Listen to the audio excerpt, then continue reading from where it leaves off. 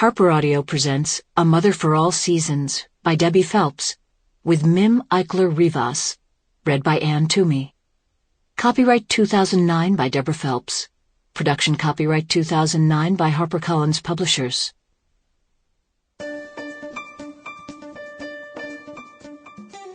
Prologue. Team Phelps. With all the various hats I wear, as a woman and mother, as an educator for more than 3 decades, now as a middle school principal, and as a lifelong learner, I've never felt there was anything wrong with letting my emotions show when the situation calls for it. And that's just as well, too, because I don't think there's much I could do to hold back my tears whenever I'm genuinely moved, humbled, proud, or inspired, although I do seem to become a waterfall at the most inopportune occasions.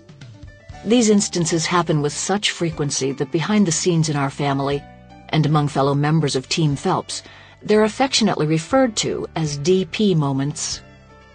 I'm pretty sure my amazing children, Hilary, Whitney, and Michael, all started calling them mom moments early on, as in, "Oh no, Mom's got that look, here she goes, get out the Kleenex." The name was diplomatically converted to Debbie Phelps, DP moments, probably by Peter Carlisle of Octagon, not only one of the most brilliant sports agents in the business, but also someone who is very sensitive in his own even-keeled way. Or my waterworks may have been rebranded by none other than Bob Bowman, one of the winningest swim coaches of all time, who plays a few roles on Team Phelps, including mentor and training strategist extraordinaire. Michael just calls him the mad scientist. Of course, it doesn't really matter who came up with the term, because I've certainly been blessed with a great abundance of DP moments, as I hope all of us have, and I loved every one of them. What matters, I believe, is that we don't take them for granted or let them pass by without stopping to embrace and celebrate them, whether it's with cheers, tears, homemade decorations, and elaborate festivities, or simply with silent appreciation.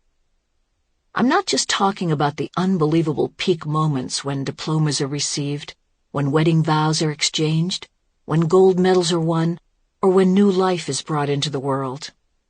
I'm really talking about breakthroughs of all kinds, like those smaller, less publicized moments when limits have been pushed and life lessons have been learned.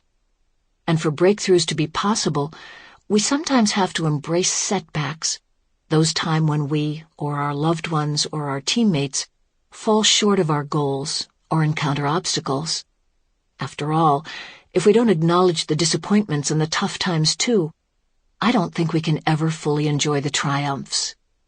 It's also been my experience that the most memorable 2 Kleenex box moments are the ones that you can share with others, and that involve the whole team. One that's right up there in the top 10 DP moments for me took place in Athens, Greece at the 2004 Olympics.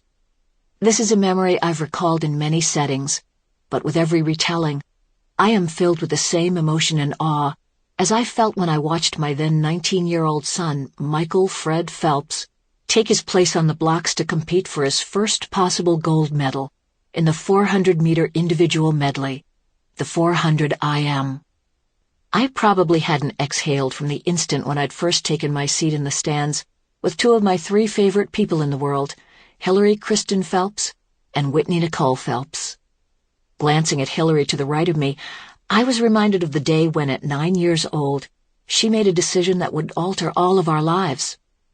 At the time, Hilary had begun the family tradition of swimming competitively.